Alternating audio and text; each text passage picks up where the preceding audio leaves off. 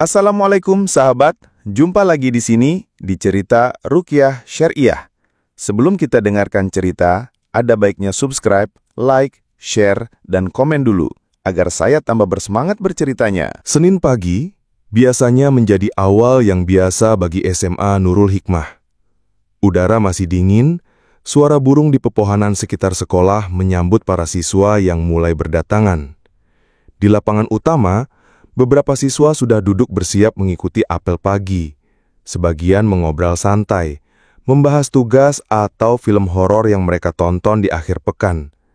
Namun, hari itu berbeda. Tepat pukul 7.15 ketika lonceng kelas pertama berbunyi, ada jeritan histeris dari lantai 2 gedung utama. Suara nyaring itu mengejutkan semua orang di lapangan. Para guru yang sedang menuju ruang kelas sontak berlari ke arah sumber suara. Di ruang kelas 11B, seorang siswi bernama Sinta tergeletak di lantai dengan mata melotot.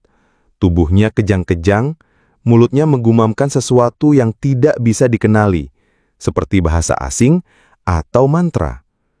"Ya Allah, ini kesurupan!" ujar Burina, wali kelas yang baru masuk. Belum sempat Burina menenangkan Sinta, seorang siswa lain bernama Jody tiba-tiba menjerit dan membenturkan kepalanya ke meja. Suasana kelas menjadi kacau. 5 siswa lainnya mulai menunjukkan perilaku yang tidak biasa. Ada yang tertawa nyaring, ada yang menangis, dan satu siswi bahkan mencoba melompat keluar jendela. Untungnya, jendela masih terkunci. Para guru panik.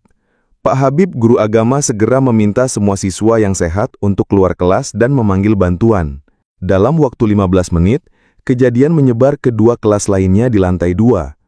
Di kelas 11C dan 11D, masing-masing terdapat 2 siswa yang menunjukkan gejala sama. Kejang, bicara tidak jelas, dan melotot tanpa ekspresi. Sebagian guru masih mencoba bertindak rasional, tapi banyak yang ketakutan. Di ruang guru, terdengar perdebatan, apakah ini gangguan jiwa atau spiritual? Sebaiknya kita hubungi orang tua dulu. Ini sudah masuk kategori kesurupan massal. Kita perlu bantuan Ustadz Ruqyah. Beberapa siswa merekam kejadian tersebut dan mengunggah ke media sosial. Dalam beberapa jam, tagar #kesurupan SMA dan #Nurul Hikmah Angker mulai viral di kalangan warga Kalimantan Timur. Pak Habib mencoba menganalisis. Ia mendatangi ruang kelas 11B dan membaca beberapa ayat Al-Quran berharap gangguan berhenti. Namun, salah satu siswa yang kesurupan justru tertawa keras saat ayat Al-Baqarah dibacakan.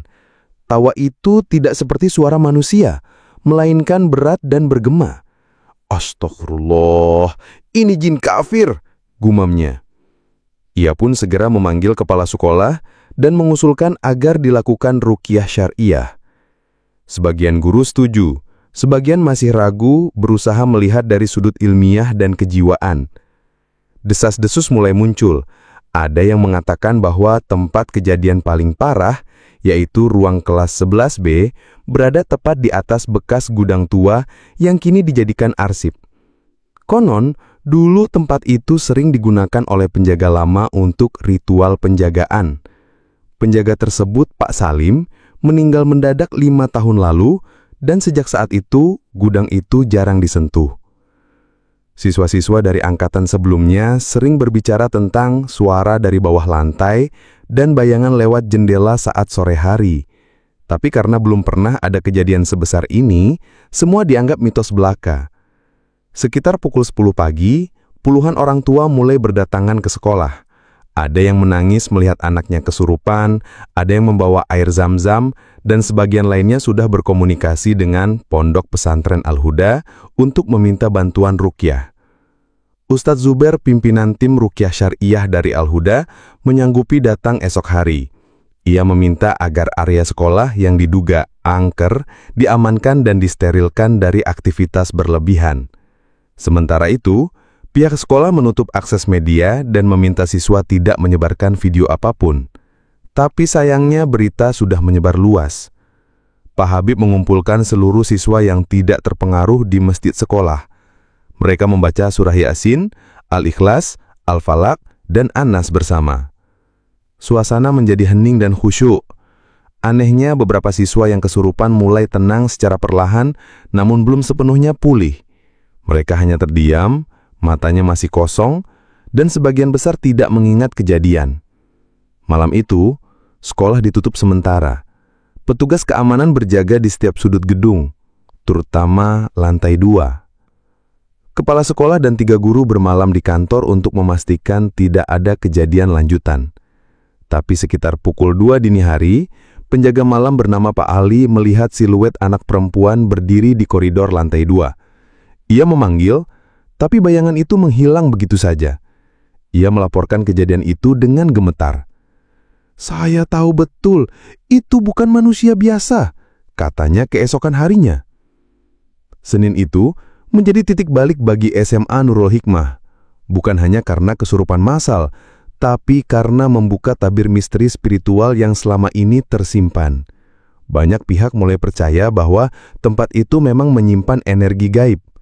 Namun, fokus utama tetap pada penyembuhan siswa dan upaya ruqyah syariah yang akan dilakukan oleh tim khusus. Ustadz Zubair sudah menjanjikan bahwa besok pagi ia akan datang membawa Al-Quran dan ilmu tauhid sebagai senjata melawan gangguan gaib. Sementara itu, seluruh warga sekolah menunggu dalam ketegangan dan doa. Setiap tempat memiliki sejarah, dan kadang kita lupa bahwa dunia tak hanya terlihat oleh mata, kata Pak Habib. Setelah kejadian mengemparkan di hari Senin, suasana SMA Nurul Hikmah menjadi tegang dan waspada. Meski proses belajar mengajar tetap berjalan, setiap siswa dan guru tahu bahwa sesuatu sedang tidak baik-baik saja. Ruang kelas 11B kini dikosongkan sementara, dan siswa-siswa yang kesurupan masih dalam pengawasan orang tua serta pihak sekolah. Namun ada satu tempat yang diam-diam menjadi sorotan, ruang arsip tua di sudut sekolah, tepat di bawah kelas 11B.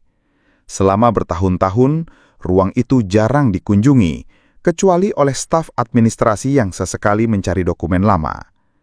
Cahaya lampu di sana redup, dinding berjamur, dan aroma lembab bercampur dengan bau kayu lapuk menghantui setiap sudutnya. Pak Habib yang sejak awal peka terhadap atmosfer spiritual, memutuskan untuk menyelidiki tempat itu lebih jauh. Ia merasa bahwa sesuatu yang tidak kasat mata telah lama bersarang di sana. Ruang arsip itu dulunya adalah ruang kerja penjaga lama sekolah, Pak Salim, yang telah meninggal 5 tahun silam dalam keadaan misterius. Banyak yang mengatakan bahwa Pak Salim memiliki kebiasaan aneh, sering membawa kemenyan, berbicara sendiri di malam hari, dan menaruh benda-benda seperti boneka kayu dan botol kecil di sudut gudang. Saat Pak Habib memasuki ruang itu untuk pertama kalinya, ia membawa Al-Quran, air zam-zam, dan minyak zaitun ruqyah. Ia membaca ayat kursi pelan-pelan. Baru beberapa ayat dibacakan, bohlam lampu di atasnya berkedip-kedip dan tiba-tiba padam. Di udara, terasa angin dingin menerpa kulit, tapi jendela tertutup rapat. Ya Allah, tempat ini tidak bersih, bisik Pak Habib sambil menyiram air ruqyah ke 4 penjuru ruangan. Di salah satu sudut gudang, ia menemukan sebuah kotak kayu yang tertutup debu tebal. Saat dibuka, terdapat sobekan kain putih, 2 foto hitam putih siswa zaman dulu, dan potongan kayu kecil berbentuk segitiga dengan ukiran asing. Ia segera memasukkan semuanya ke dalam kantong hitam dan berniat menyerahkan pada Ustadz Zubair esok hari. Malam harinya, Pak Habib memutuskan untuk mencari informasi lebih lanjut tentang Pak Salim. Ia menghubungi mantan kepala sekolah lama, Bu Muslimah, yang kini sudah pensiun. Pak Salim bukan orang jahat, tapi ia percaya bahwa sekolah ini harus dijaga, bukan oleh manusia, tapi oleh makhluk lain. Ia menceritakan bahwa dulu pernah ada kejadian kesurupan ringan di tahun 2007, dan saat itu, Pak Salim melakukan ritual malam yang tidak sesuai dengan ajaran Islam. Membakar dupa, mengubur botol di halaman belakang, dan menulis aksara asing di kertas putih yang kemudian dibakar. Setelah kematian Pak Salim, tidak ada kejadian mistis hingga hari Senin kemarin. Ketika ruangan arsip dibersihkan oleh staf sekolah, ditemukan beberapa benda lain yang memperkuat dugaan bahwa tempat itu memang menjadi pusat gangguan. Kepingan logam dengan simbol bintang segi 7, batu kecil bertuliskan kalimat yang hampir mirip dengan azimat, Benang merah melilit kayu berbentuk manusia kecil. Pak Habib kini yakin bahwa ruangan itu telah lama menjadi tempat yang diikat secara goib. Keberadaan benda-benda itu bukan hanya simbolis, tapi menjadi media pengikat jin, atau dikenal sebagai mu'alakat dalam istilah ruqyah. Beberapa alumni yang sempat dihubungi oleh guru dan murid memberikan kesaksian yang mengerikan. Salah satunya Indra, siswa angkatan 2015, bercerita, "Dulu kami sering mendengar suara tangisan dari ruang arsip, tapi tidak ada yang berani masuk.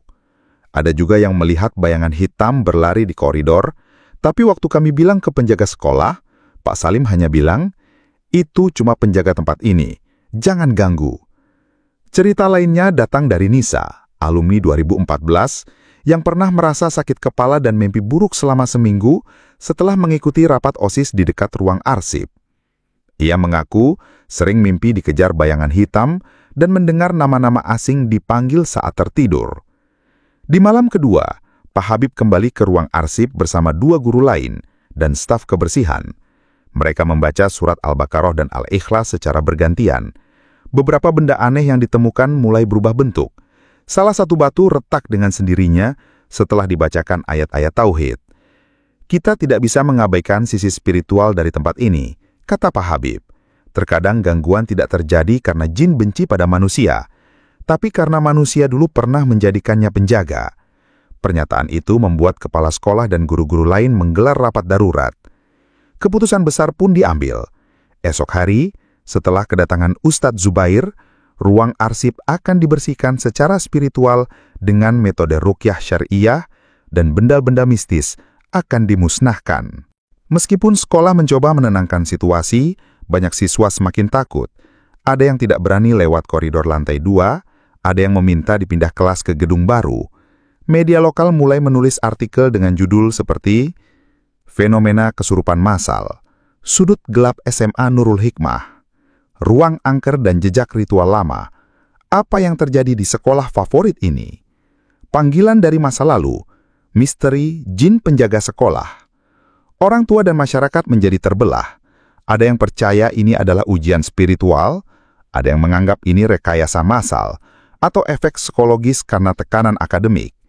Namun satu hal pasti, tegangan masih berlangsung dan semua mata tertuju pada hari esok. Dengan suasana malam yang mencekam, di kamera CCTV sekolah yang baru dipasang oleh teknisi, terlihat bayangan melintas di koridor, namun tak ada yang bisa dikenali. Sistem tidak mendeteksi wajah, tidak memicu alarm, hanya menunjukkan siluet hitam berjalan perlahan. Pak Habib duduk di ruang guru, menunggu pagi. Ia membaca surat Al-Mulk, berharap perlindungan. Di tangannya, terselip potongan kayu berbentuk segitiga yang ia temukan di ruang arsip. "Besok semuanya akan berubah, dengan izin Allah," ucapnya sambil menatap langit malam dari jendela. Hari Selasa pagi, suasana SMA Nurul Hikmah masih diselimuti ketegangan. Walau beberapa siswa mulai masuk kelas, banyak yang menunjukkan tanda-tanda ketakutan. Koridor lantai 2 sepi, ruang kelas 11B masih dikosongkan, dan ruang arsip di bawahnya telah dipagari dengan garis kuning bertuliskan zona steril. Pak Habib dan kepala sekolah telah menyampaikan kepada wali murid bahwa tim ruqyah syariah dari pesantren Al-Huda akan datang hari itu. Namun, sebelum ustadz-ustadz tersebut tiba, sesuatu yang lebih dahsyat terjadi. Pukul 8.45 menit. Saat jam pelajaran kedua berjalan, terdengar suara teriakan dari kelas 11C. Seorang siswa bernama Reza mendadak berdiri, wajahnya menegang dan matanya mendelik ke atas. Ia mengucapkan kalimat yang tidak bisa dimengerti. Di sini, mereka marah, bukan waktunya, kalian harus pergi." Teman-teman sekelasnya langsung panik. Guru yang sedang mengajar, Bu Laila, mencoba mendekat, tapi Reza mendorongnya dengan tenaga tak wajar. Tubuhnya tampak ringan, namun kuat seperti bukan dirinya. Belum reda kejadian itu, 5 siswa lain di kelas 11D mulai menjerit histeris. Satu siswa, Hanif, menggaruk dinding kelas hingga berdarah. Suara dari lorong lantai 2 terdengar penuh keributan. Sekitar 20 siswa dari 3 kelas berbeda mengalami gejala yang sama. Bahkan, 2 guru perempuan pingsan karena ketakutan. Ada pola yang mulai terlihat. Semua siswa yang mengalami kesurupan berlokasi di lantai 2, area yang berada di atas ruang arsip tua. Mereka semua mengalami mata melotot dan tidak merespon suara manusia, ucapan yang asing atau gumaman tak jelas, kekuatan tubuh di luar nalar, sensitivitas tinggi terhadap bacaan ayat Al-Quran. Pak Habib mencoba ruqyah ringan di lapangan, tapi efeknya minim. Salah satu siswa justru tertawa saat surah Al-Falaq dibacakan, lalu muntah cairan hitam dari mulutnya. Media mulai berdatangan. Wartawan lokal mengambil gambar dari luar pagar sekolah dan video-video baru beredar di media sosial dengan tagar "Serangan berulang dan kesurupan Nurul Hikmah II". Warga sekitar berdatangan ke gerbang. Sebagian ingin menjemput anaknya, sebagian hanya ingin menyaksikan langsung. Kepala sekolah mengambil keputusan penting. Kegiatan belajar dihentikan sementara.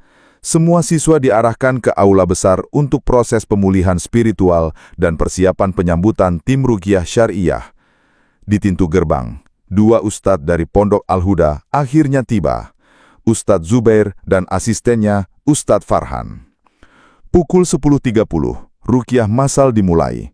Aula gelap, hanya cahaya matahari dari jendela yang masuk. Para siswa duduk bersila, sebagian masih menangis dan beberapa masih dalam keadaan tidak sadar. Ustadz Zubair memulai ruqyah dengan membaca ayat-ayat Tauhid, Al-Fatihah, ayat Kursi, Al-Baqarah 85-86 dan dilanjutkan dengan zikir bersama. Suasana berubah drastis. Satu persatu siswa yang kerasukan mulai bereaksi. Ada yang berteriak, ada yang menangis, dan sebagian tubuhnya menggigil. "Jangan lawan, biarkan zikir menyentuh hati kalian," ujar Ustadz Farhan. Beberapa siswa mulai tersadar, tapi ada satu siswa perempuan, Laila, yang mendadak bangkit dan berteriak dengan suara yang berat dan bergema. "Kami diundang, kami dipanggil oleh penjaga lama, jangan usir kami." Suara itu bukan suara Laila. Sosoknya berubah, matanya menghitam, wajahnya tidak menunjukkan ekspresi manusiawi. Ustadz Zubair mendekati Laila dan membaca surah Al-Jin. Jin yang merasuki tubuhnya mulai mengaku bahwa mereka telah lama bersemayam di sekolah ini sebagai bagian dari penjaga yang dulu ditanam oleh Pak Salim. "Ia memberi kami tempat, ia membawa kami dengan minyak dan api. Sekarang, kalian ingin membuang kami begitu saja." Ustadz Zubair menegaskan bahwa penjaga lama itu telah meninggal dan tidak berhak menjadikan jin sebagai penjaga sekolah. Ruqyah dilanjutkan dengan pembacaan ayat pemusnah sihir dan pengusiran jin. Al-Baqarah 102, Yunus 81-82, dan Al-A'raf 117-122. Laila akhirnya terjatuh dan menangis, kembali sadar. Satu persatu siswa yang sebelumnya kerasukan mulai kembali normal. Mereka terlihat lemas, sebagian menangis, dan beberapa tidak mengingat apapun. Tapi ada satu hal yang sama di antara mereka. Mereka semua mengaku sempat melihat bayangan hitam besar atau sosok berbaju panjang dalam penglihatan mereka. Ustadz Farhan menjelaskan bahwa jin biasanya beroperasi dengan memanfaatkan rasa takut dan kelemahan spiritual seseorang. Ruqyah bukan hanya tentang mengusir makhluk gaib, tapi memulihkan spiritualitas manusia yang lemah. Tauhid adalah benteng. Jika kita lemah dalam iman, pintu-pintu itu akan terbuka, katanya sambil menutup sesi pertama ruqyah. Setelah sesi ruqyah darurat itu, suasana di sekolah mulai sedikit tenang. Aula dikosongkan dan siswa dipulangkan, tapi ketakutan masih tersisa. Banyak yang bertanya, apakah akan terjadi lagi besok? Apakah jin-jin itu sudah benar-benar pergi? Atau apakah semua siswa sudah selamat secara batin? Kepala sekolah mengeluarkan surat edaran. Selama 3 hari ke depan, sekolah akan mengadakan sesi kajian Islam dan pembersihan spiritual. Tim ruqyah akan kembali 2 kali untuk ruqyah lanjutan dan pembersihan ruang arsip. Bu Laila yang menangis di ruang guru karena merasa gagal melindungi murid-muridnya. Saya mengajar matematika, tapi saya lupa bahwa mereka juga butuh kekuatan rohani, bukan sekedar angka." Ustadz Zubair tersenyum dan berkata, "Mungkin Inilah cara Allah mengingatkan kita bahwa pendidikan bukan hanya tentang akal, tapi juga hati dan ruh. Di luar jendela aula, angin bertiup lembut. Tidak ada lagi bayangan melintas. Tapi pertanyaannya tetap sama. Apakah ini benar-benar akhir atau baru permulaan? Pagi itu, suasana SMA Nurul Hikmah berubah menjadi lebih khusyuk. Setelah 2 hari dilanda gelombang kesurupan massal yang menimbulkan trauma kolektif, kini semua harapan tertuju pada kedatangan tim Ruqyah Syariah dari pesantren Al-Huda.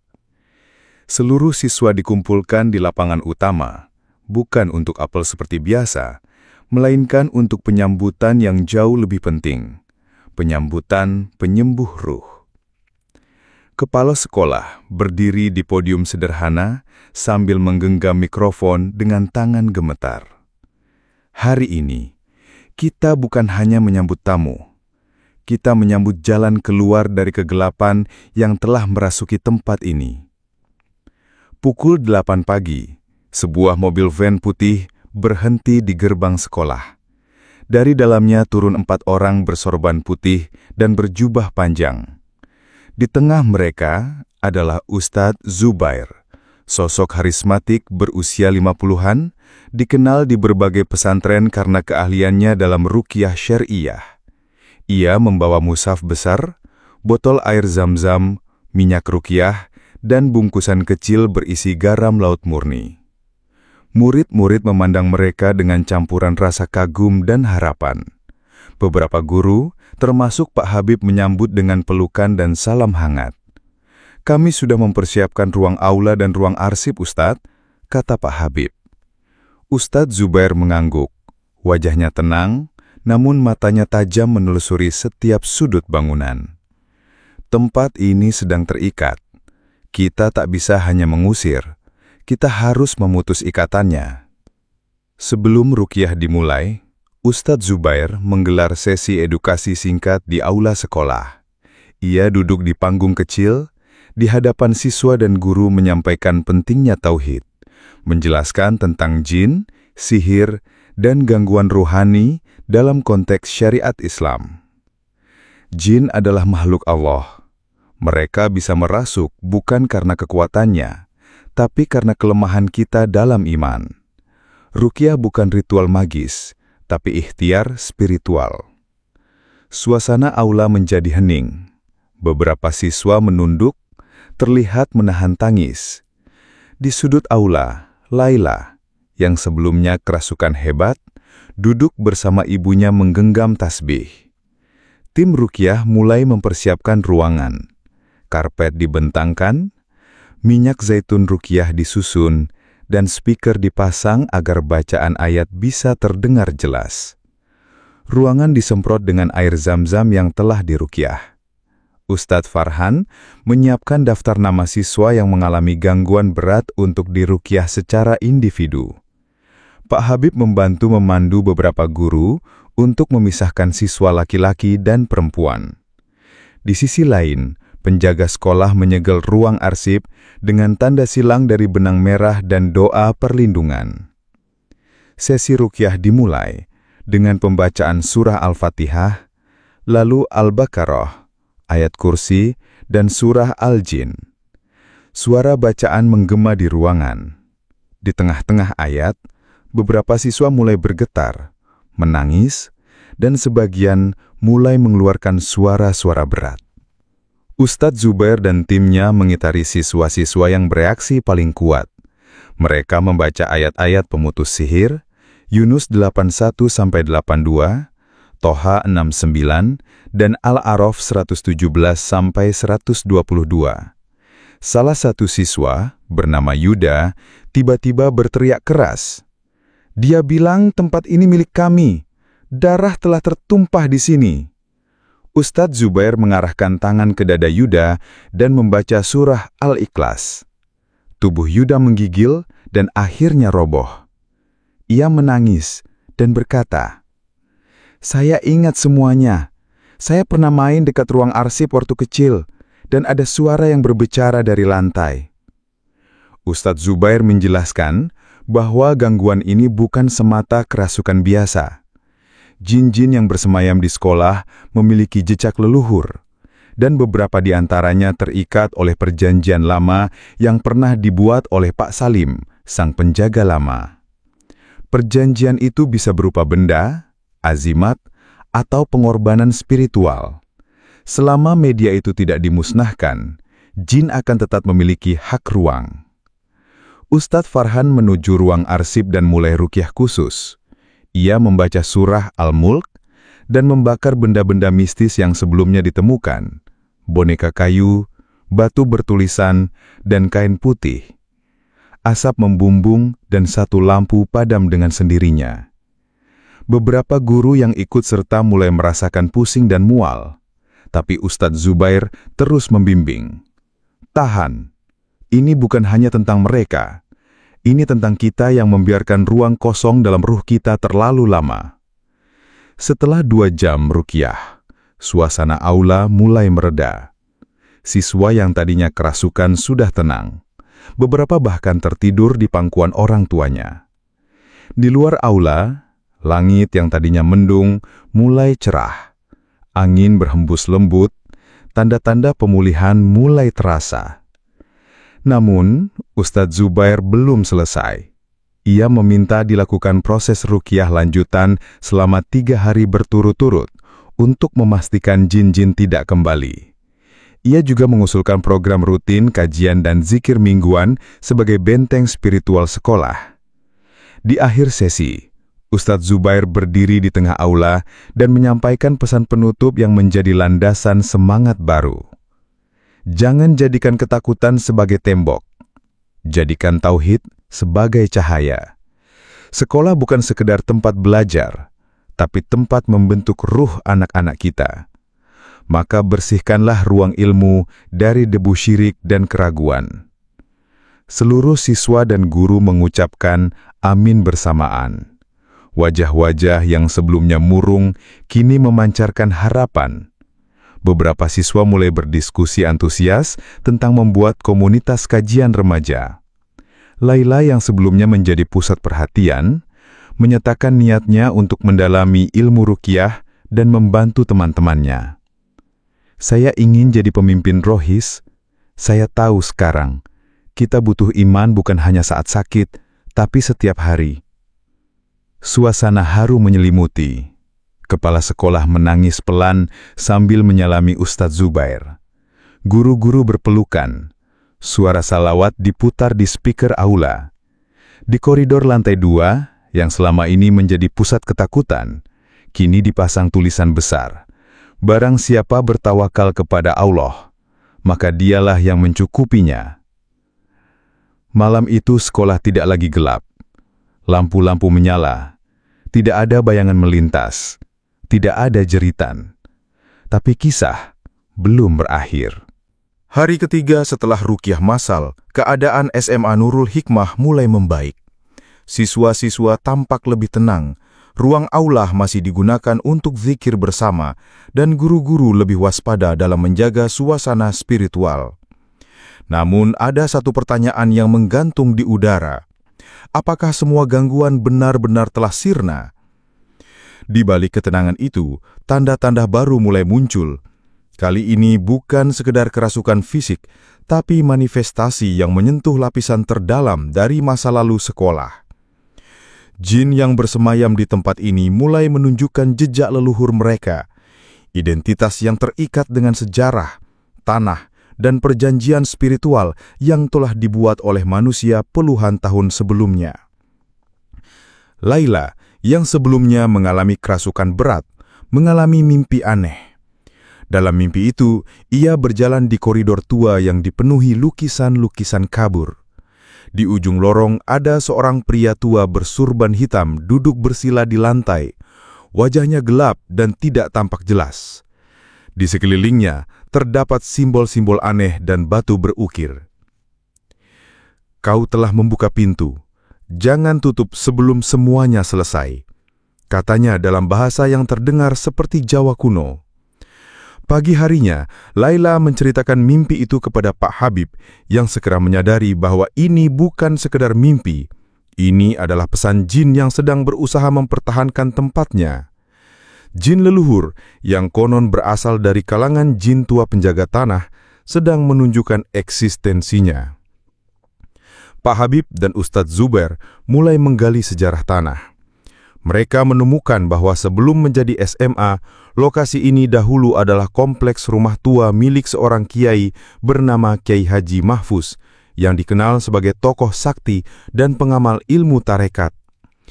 Kiai Haji Mahfuz wafat tahun 1970 dan tanahnya kemudian dihibahkan untuk pembangunan sekolah. Namun, menurut warga tua sekitar, sebelum wafat, Kiai Haji Mahfuz pernah meminta agar penjaga ruhani ditempatkan di sudut tertentu agar tanahnya tidak diganggu oleh makhluk halus yang dulu pernah mengganggu majelis taklim. Ia kemudian menanam batu bertuliskan doa di bawah pohon besar, pohon yang sekarang berdiri di belakang ruang arsip. Jangan biarkan penjaga itu menjadi penguasa, pesan Kiai Haji Mahfuz dalam sebuah manuskrip kuno. Ustadz Zubair menyimpulkan bahwa jin-jin yang mengganggu saat ini bukan jin liar, tapi jin warisan. Jin yang dulu dijinakkan untuk menjaga tempat suci, namun kini tersesat karena tidak diberi arah spiritual yang benar. Di ruang arsip, setelah pembakaran benda-benda mistis sebelumnya, para guru menemukan lembaran tua berisi tulisan Arab Pegon. Di dalamnya tertulis, "Jika engkau membuka jalan para penjaga, maka berikan mereka zikir. Jika engkau tinggalkan mereka dalam hampa, mereka akan menuntut."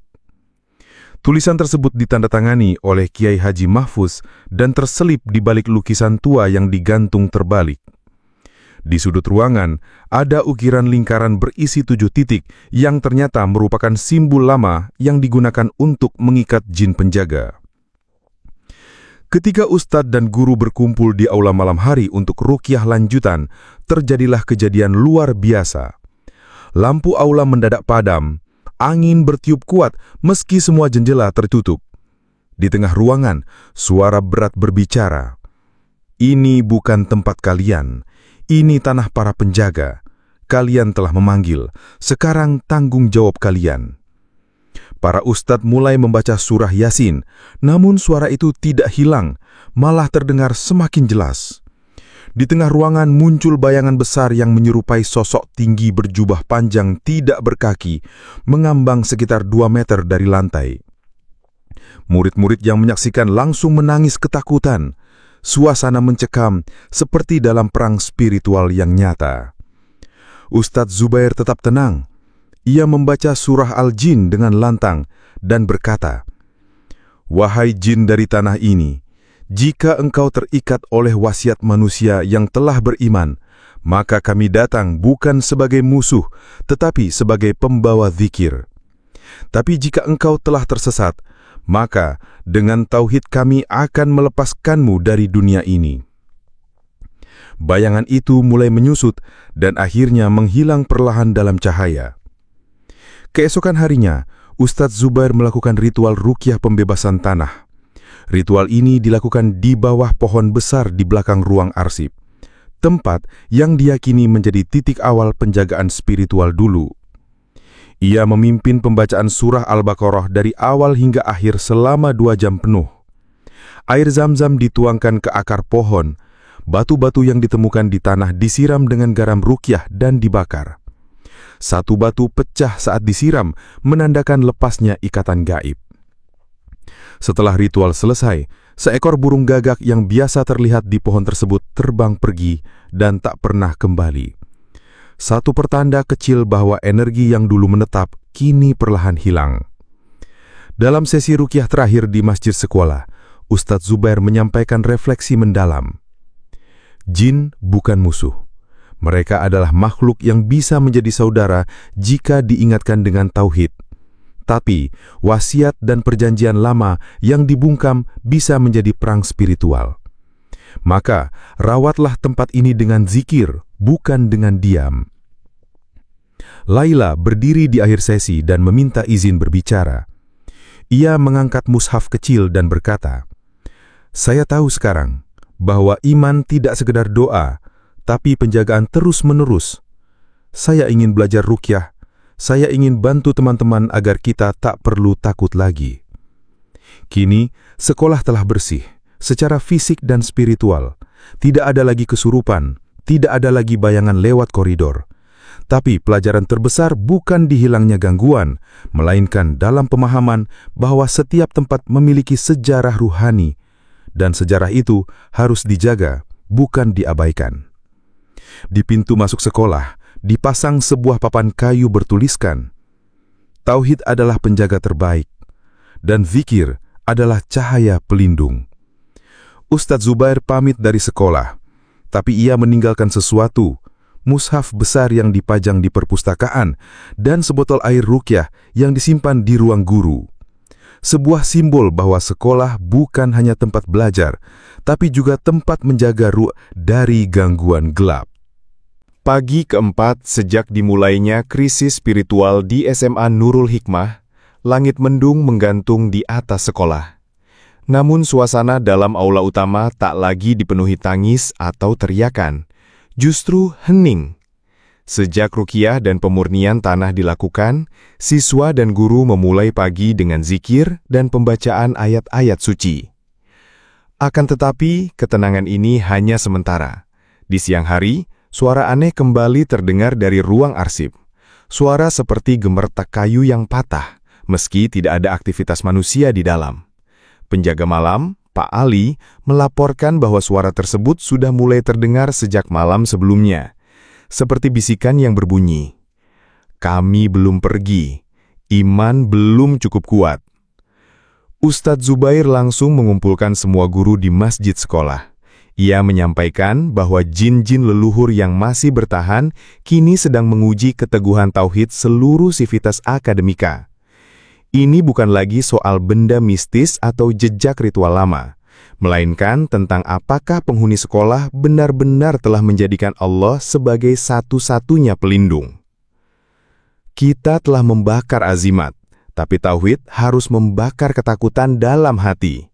Zikir bukan sekedar kata, tapi benteng ruhani yang nyata. Ia meminta seluruh siswa melaksanakan zikir pagi secara bersama-sama. Zikir dimulai pukul 6.30 dengan membaca Subhanallah 33 kali, Alhamdulillah 33 kali, Allahu Akbar 34 kali, La ilaha illallah wahdahu la syarikalah sebanyak 100 kali. Hasilnya menakjubkan, suasana sekolah berubah drastis. Murid yang tadinya murung kini mulai tersenyum, saling membantu, bahkan berani memasuki area koridor lantai 2 tanpa rasa takut. Namun gangguan terakhir tak menunggu lama. Pukul 10.15, ketika guru sedang menyampaikan materi pelajaran di kelas 11A, gempa ringan mengguncang lantai 2. Benda-benda jatuh dan lampu berkedip. Semua siswa diarahkan turun ke lapangan. Ustadz Zubair bersama Ustadz Farhan mendekati ruang arsip dan mendapati udara yang sangat dingin serta aroma kemenyan samar-samar. Meski jelas tidak ada siapapun di sana yang membakar apapun. Di dalam ruangan, di tengah lantai, ada jejak lingkaran garam yang sebelumnya telah dihapus. Lingkaran itu terbentuk kembali secara misterius. Ini adalah tanda bahwa ikatan lama masih bertahan, dan jin-jin warisan masih memegang kontrak spiritual yang belum sepenuhnya terbakar. Hari ini kita tidak akan hanya membaca, kita akan berperang secara ruhani. Ustadz Zubair mengumpulkan 21 siswa yang paling aktif dalam kegiatan kajian rohis. Ia meminta mereka berdiri di tengah aula sambil membaca surah Al-Ikhlas, Al-Falaq, dan An-Nas berulang-ulang dengan nada keras dan penuh keyakinan. Suasana berubah, langit gelap, suara gemuruh halus terdengar. Beberapa siswa yang sebelumnya telah sembuh mulai merasakan getaran di tangan dan dada mereka. Namun mereka terus membaca dengan penuh keteguhan. La ilaha illallah, Allah Maha Besar, kami hanya berlindung kepadanya. Satu siswa laki-laki, Adnan, tiba-tiba bersujud sambil menangis. Ia berkata bahwa ada suara dalam dirinya yang berkata, "Keluar, jangan ikut mereka, mereka membakar rumah kami." Ustadz Zubair mendekati dan menyentuh bahunya, membaca ayat kursi. Tubuh Adnan tenang dan ia tersenyum. "Saya merasa hangat, seperti ada cahaya masuk ke dada saya."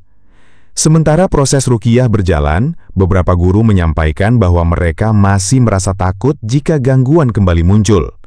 Di antara mereka adalah Bu Laila, yang sejak awal menjadi saksi utama kerasukan massal dan pernah pingsan karena kejadian itu. Ustadz Farhan memimpin kajian khusus untuk guru-guru, membahas sifat-sifat tauhid, seperti rububiyah, yaitu keyakinan bahwa hanya Allah yang mengatur segala urusan, uluhiyah, penghambaan hanya kepada Allah, asma wa sifat, mengenali nama-nama dan sifat Allah untuk menghadirkan keintiman ruhani. Dengan pembahasan tersebut, guru-guru mulai merasakan kedamaian. Bu Laila mengaku bahwa ketakutannya bukan karena jin, tapi karena kurangnya koneksi batin dengan Tuhannya. Saya mengajarkan ilmu, tapi saya lupa menjaga ruh. Sekarang saya ingin berubah. Proses ruqyah ditutup dengan pembersihan ruang arsip untuk terakhir kalinya. Kali ini tidak hanya dengan pembacaan ayat, tapi dengan penanaman simbol tauhid berupa tulisan La ilaha illallah Muhammadur Rasulullah. Tulisan ini dipajang di dinding luar ruang arsip dengan bingkai sederhana dari kayu jati.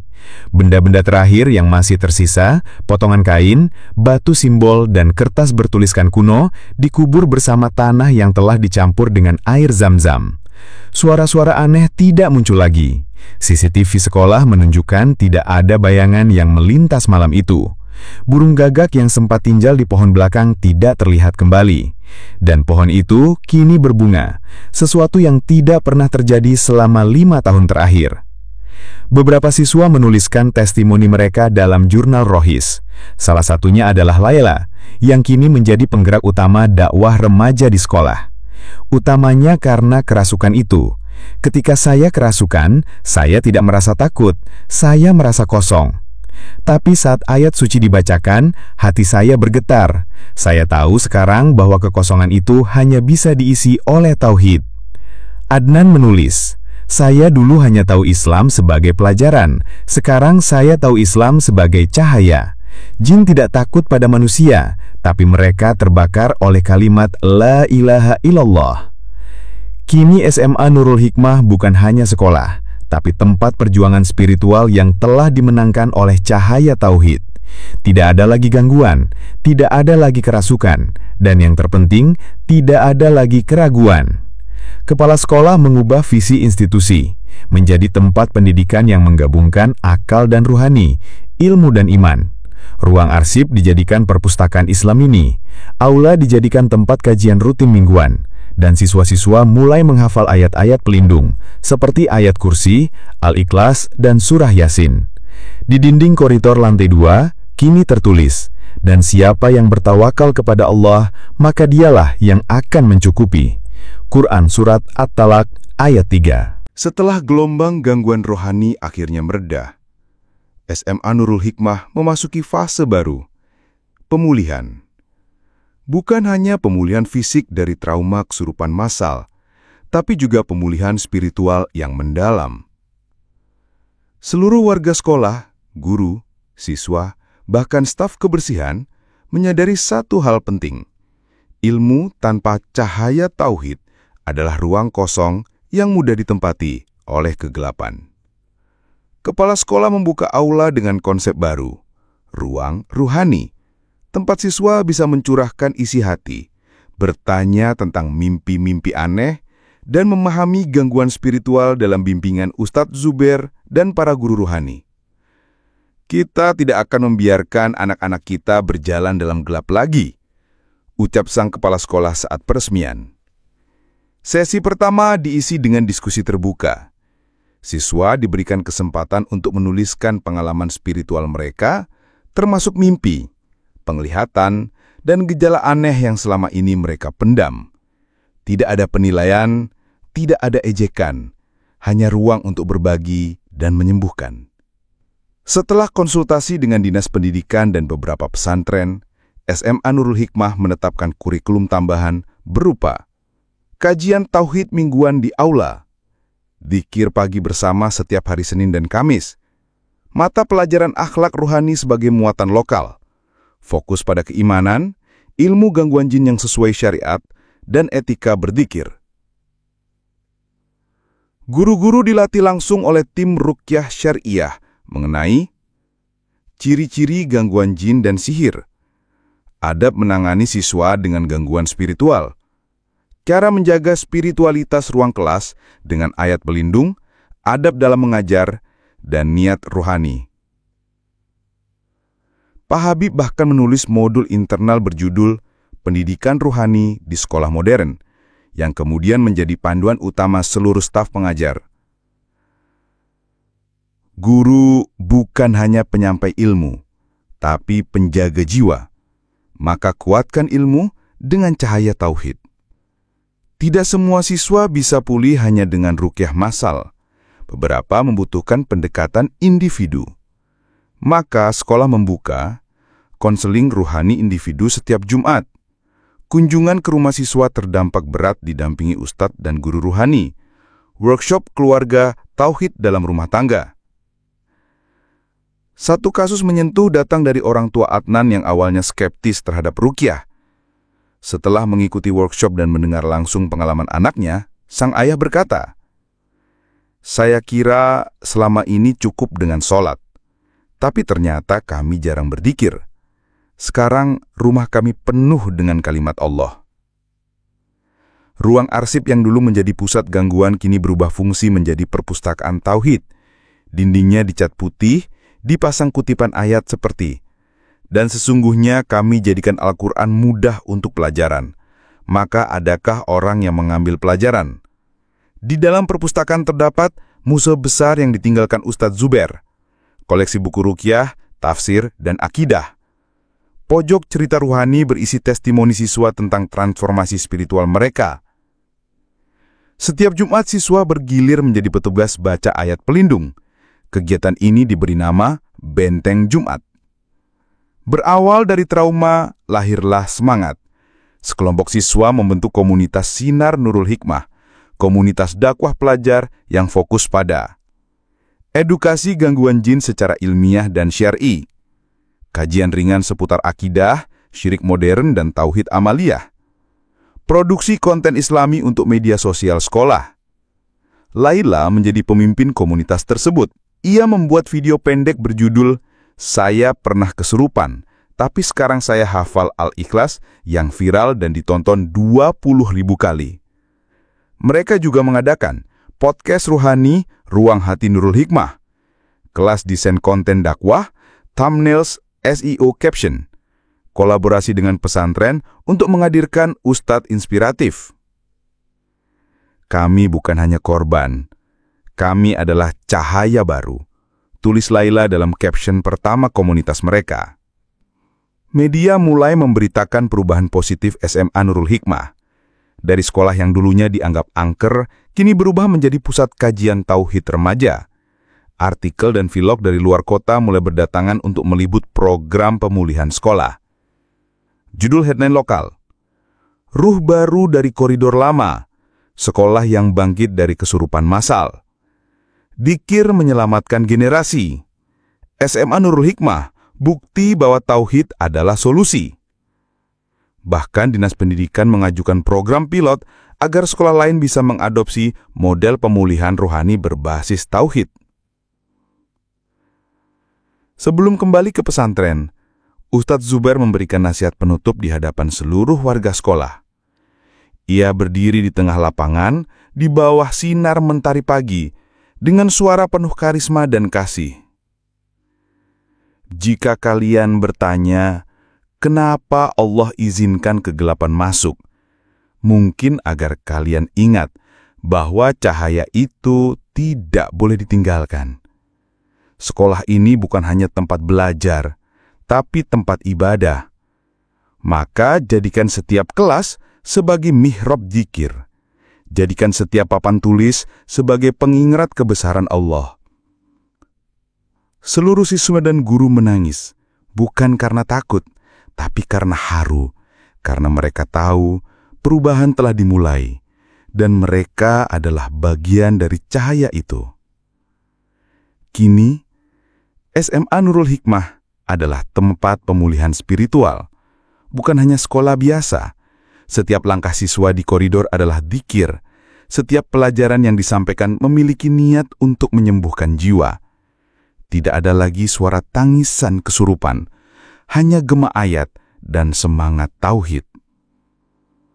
Dan di dinding aula tertulis kalimat besar, "Mereka yang mengenal Allah tidak akan gentar pada gelap, karena cahaya telah menetap di dalam hati mereka." 3 bulan telah berlalu sejak gelombang kesurupan massal mengguncang SMA Nurul Hikmah. Kini, sekolah itu tak lagi dikenal sebagai tempat angker, melainkan sebagai sekolah yang tercerahkan. Para siswa kembali tersenyum, guru-guru mengajar dengan semangat baru, dan langit di atas gedung sekolah terasa lebih bersih, seolah semesta pun ikut bersyukur. Namun bagi mereka yang mengalami secara langsung, mereka yang melihat bayangan gelap, mendengar suara-suara aneh, dan merasakan kekosongan spiritual di dada, kejadian itu telah menjadi tonggak kehidupan. Sebuah momen transformatif yang mengubah arah hati dan pemikiran. Di tengah lorong koridor lantai 2, yang dahulu menjadi titik seram, kini berdiri seorang siswi bernama Aulia. Ia adalah salah satu siswa yang pernah mengalami kerasukan dan juga yang paling kuat merasakan perubahan. Dalam tulisan jurnal pribadinya, ia menulis, "Saya dulunya merasa hidup saya biasa saja, sekolah, belajar, nongkrong, pulang. Tapi ketika kejadian itu terjadi, saya sadar bahwa ada ruang dalam jiwa saya yang kosong. Bukan karena saya bodoh, tapi karena saya tidak punya arah. Waktu dibacakan ayat, saya menangis bukan karena takut, tapi karena terharu. Saya merasa seperti baru lahir dan dunia jadi lebih terang." Sejak saat itu, Aulia bergabung dengan komunitas Sinar Nurul Hikmah. Ia menjadi mentor bagi adik-adik kelas dalam program mentoring Tauhid Remaja, di mana mereka diajak memahami keimanan bukan lewat ceramah panjang, tetapi lewat kisah dan dialog. Di ruang guru, Bu Laila menulis surat reflektif yang kemudian dibacakan pada acara peringatan kejadian. "Saya adalah guru matematika. Saya mengajar logika. Tapi saya lupa bahwa anak-anak kita bukan hanya otak yang harus diisi, tapi jiwa yang harus dijaga. Ketika saya melihat mereka kerasukan, saya merasa gagal. Tapi ketika saya melihat mereka tersenyum karena zikir, saya tahu kita masih bisa belajar meski dari kegelapan." Sejak saat itu, Bu Laila aktif dalam forum Guru Ruhani, sebuah kelompok diskusi antar guru tentang pentingnya spiritualitas dalam pendidikan. Mereka mengusulkan modul pelajaran baru yang mengintegrasikan tauhid ke dalam mata pelajaran umum, bukan sebagai dogma, tetapi sebagai nilai kehidupan. Kepala sekolah dalam laporan resmi kepada Dinas Pendidikan menulis, "Kami tidak pernah menyangka bahwa sebuah gangguan spiritual akan menjadi pintu masuk menuju pendidikan yang lebih manusiawi. Kami belajar bahwa tauhid bukan hanya ranah ustaz, tetapi inti dari seluruh proses belajar." SMA Nurul Hikmah kini memiliki visi baru. Menjadi pusat pendidikan berbasis tauhid, pembentuk karakter ruhani, akal sehat, dan keberanian moral. Setiap ruangan kini diberi nama ayat. Ruang guru, Al-Baqarah. Ruang OSIS, Al-Ikhlas. Perpustakaan, An-Nur. Lab komputer, Al-Falaq. Dan setiap hari Jumat, sebelum kelas dimulai, sekolah menyelenggarakan tafsir pagi, di mana satu ayat dibahas bersama, dikaitkan dengan realitas kehidupan pelajar. Tim Rohis dan komunitas dakwah pelajar menginisiasi proyek dokumenter berjudul Cahaya dari Koridor. Video ini menceritakan kronologi kejadian, proses ruqyah, transformasi spiritual, dan kesaksian para siswa. Diproduksi secara sinematik dengan narasi menyentuh, dokumenter tersebut menjadi viral di platform YouTube dan TikTok Islami. Potongan video yang paling banyak dibagikan. Laila berdiri di ruang arsip, menatap mushaf, lalu berkata, "Dulu tempat ini gelap. Sekarang tempat ini menyimpan ayat-ayat yang menerangi hati." Podcast sekolah juga aktif. Episode pamungkas berjudul Tauhid Setelah Trauma menghadirkan Ustadz Zubair sebagai tamu yang memberikan pesan mendalam. Jin akan datang jika ruangan jiwa kosong. Maka isi dengan tauhid, bukan sekedar kata, tapi rasa, niat, dan harapan kepada Allah semata. Transformasi sekolah memicu efek domino. Murid-murid yang dulunya pasif, kini aktif dalam kegiatan keislaman. Ada yang mulai menghafal Quran. Ada yang belajar menulis cerita ruhani seperti kamu, Yudi. Bahkan beberapa guru mulai mengikuti pelatihan ruqyah syariah sebagai bentuk penjagaan spiritual terhadap siswa. Laila berencana kuliah di jurusan psikologi Islam, agar bisa membuka ruang konsultasi remaja berbasis zikir dan terapi spiritual. Aulia ingin menjadi penulis kisah-kisah spiritual yang menginspirasi dan telah memulai novel pertamanya tentang pengalaman kesurupan di SMA berdasarkan bab-bab kisah ini. Kisah ini bukan tentang kesurupan, bukan tentang jin, bukan tentang kengerian. Kisah ini tentang kehilangan arah, lalu menemukan cahaya. Tentang sekolah yang nyaris tenggelam dalam trauma, lalu bangkit dengan cahaya tauhid.